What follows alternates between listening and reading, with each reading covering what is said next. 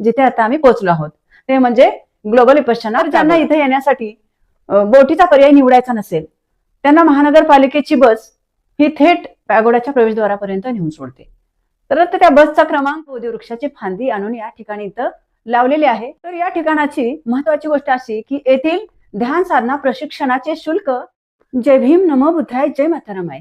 रमाई कन्या युट्यूब चॅनलमध्ये आपल्या सर्वांचं पुन्हा एकदा हार्दिक स्वागत आहे. तर आजच्या आमच्या धम्मसलीतील हे 5वं आणि शेवटचं ठिकाण जिथे आता आम्ही पोहोचलो आहोत ते म्हणजे ग्लोबल विपश्यना पॅगोडा. तर या ठिकाणी आम्ही पोहोचलो आहोत. तर इथे येण्यासाठी कसं यायचं, कोणत्या वाहनाने यायचं किंवा येथील संपूर्ण माहिती हे सर्व आपण आपल्या आजच्या व्हिडिओमध्ये पाहणार आहोत. तर ज्यांना इथे येण्यासाठी बोटीचा पर्याय निवडायचा नसेल त्यांना महानगरपालिकेची बस ही थेट पॅगोडाच्या प्रवेशद्वारापर्यंत नेऊन सोडते. तर त्या बसचा क्रमांक 4. तर ही मीरा भाईंदर बस ही भाईंदरच्या पश्चिम रेल्वे स्थानकाच्या बाहेरून थेट पॅगोडापर्यंत सकाळी 7:30 वाजल्यापासून ते संध्याकाळी 6:30 वाजेपर्यंत उपलब्ध असते. तर आता आपण या पॅगोड्याबद्दलची माहिती जाणून घेऊया. तर सर्वप्रथम पॅगोडा म्हणजे काय?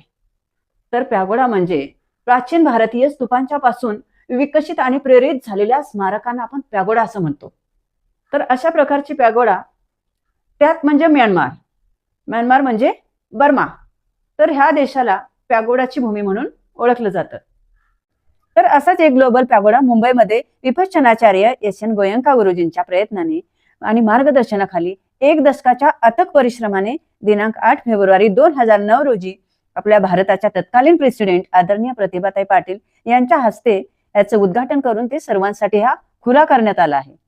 तर या ठिकाणचं अजून एक सर्वात महत्व सांगायचं झालं तर ज्या बोधिवृक्षाखाली तथागत बुद्धांना ज्ञान प्राप्ती झाली त्या बोधिवृक्षाची फांदी आणून या ठिकाणी इथं लावलेली आहे. तर हेच ते बोधिवृक्ष. इथे एकाच वेळी 8,000पेक्षा जास्त लोक बसू शकतील अशा प्रकारचं 65,000 चौरस फुटापेक्षा जास्त क्षेत्रफळ असलेले भव्य असं ध्यान कक्ष सुद्धा या ठिकाणी आहे. तसेच या पॅगोडामध्ये 3 उपघुमट आहेत.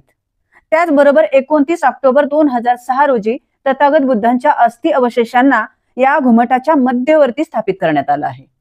तसेच या ठिकाणी सकाळी 10 ते संध्याकाळी 6:30 पर्यंत बुद्धांच्या अवशेषाजवळ 10 मिनिटात आनापान ध्यान शिकण्याची एक दुर्मिळ संधी आपल्याला मिळते.